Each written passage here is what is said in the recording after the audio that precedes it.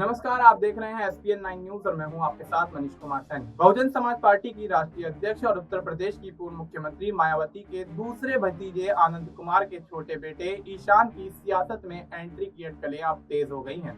और हो भी क्यों ना, मायावती की स्टाइल है लॉन्चिंग का। उदाहरण स्वरूप ईशान के बड़े भाई को तो इसी अंदाज में राजनीतिक वारिस बनाया गया था। ऐसा ही कुछ आकाश आनंद के छोटे भाई के साथ हो रहा है। आकाश आनंद भी पहली बार बुआ मायावती के साथ वर्ष 2017 के विधानसभा चुनाव में सहारनपुर में दिखाई दिए थे।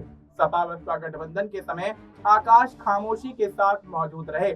इसके बाद मेरठ में मायावती की चुनावी रैली में वह मंच पर साथ दिखे। चुनाव आयोग द्वारा मायावती के प्रचार पर प्रतिबंध लगाए जाने के बाद आकाश आनंद ने पहली बार आगरा में रैली को संबोधित किया था। 2019 के लोकसभा चुनाव के बाद मायावती ने पहली बार आकाश आनंद को पार्टी का नेशनल कोऑर्डिनेटर बनाया। अब बात करते हैं ईशान आनंद की। अवसर था मायावती के 69वें जन्मदिन समारोह का। सतीश चंद्र मिश्रा और आकाश आनंद के साथ एक नौजवान सभागृह में प्रवेश करता है और ठीक मायावती के बगल में खड़ा होता है। फोटो सेशन होता है। फोटो सेशन होने के बाद हमेशा की तरह मंच के नीचे दीवार से सटकर लगाई गई कुर्सियों पर सबसे पहले विराजमान होता है। जन्मदिन के अगले दिन प्रदेश की बड़ी बैठक बुलाई गई। बैठक में भी वो नौजवान शामिल होता है और वहां उसे सभी पदाधिकारियों से परिचय कराया जाता है। फिर वहीं बैठक में बैठकर वो सभी कार्यवाहियों को अपनी नजर से देखता है और समझता है। फिर अपनी बुआ के साथ दिल्ली चला जाता है। ऐसे ही तो उसके बड़े भाई ने भी ट्रेनिंग ली थी, जैसा ईशान के साथ हो रहा है।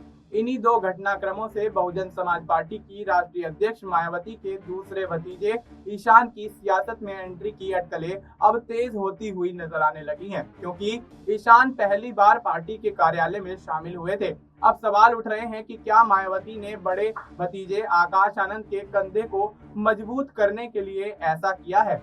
क्या आकाश आनंद पार्टी को खड़ा करने में सफल नहीं हो पा रहे थे कि ईशान की यहाँ जरूरत पड़ी, या फिर बसपा से छिटक कर दलित मतदाता चंद्रशेखर आजाद की समाज पार्टी की तरफ जो बढ़ रहे हैं, उसे रोकने के लिए ऐसा प्रयास मायावती की तरफ से किया जा रहा है? इसके जरिए मायावती ये संदेश दे रही हैं कि बहुजन समाज पार्टी अभी बूढ़ी नहीं हुई है। उसके पास भी नेतृत्व करने के लिए नए युवा नेताओं की ऊर्जा है। 26 साल के ईशान ने यूनिवर्सिटी ऑफ वेस्टमिंस्टर लंदन से एलएलबी की पढ़ाई की है और पिता आनंद कुमार का कारोबार भी संभाला है।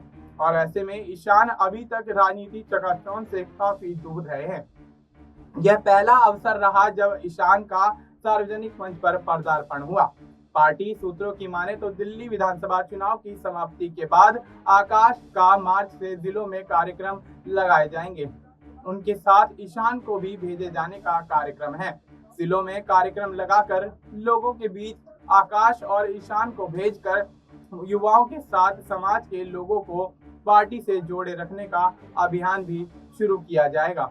ऐसे में जल्द ही बड़े भाई के साथ छोटा भाई भी सड़कों पर उतरकर दलितों के संघर्ष की नई कवायद करते दिखाई देगा, तो हैरत नहीं होना चाहिए। अब ऐसे में देखना यही होगा कि क्या जिस तरह से मायावती अपने दूसरे भतीजे की एंट्री यहाँ राजनीति में करवाती हुई दिख रही है, तो क्या अब मायावती के दो भतीजे ही आने वाले समय में पार्टी की कमान संभालते हुए नजर आएंगे, या फिर यहाँ पर मायावती कोई अन्य फैसला लेंगी और किसी अन्य चेहरे को पार्टी की कमान संभालने के लिए जिम्मेदारी सौंपती हुई नजर आएंगी? फिलहाल आपको इस मुद्दे पर क्या कुछ लगता है, आप अपनी राय हमें कमेंट करके बता सकते हैं। बाकी देश और दुनिया से जुड़ी तमाम जानकारी के लिए आप देखते रहिए एसपीएन 9।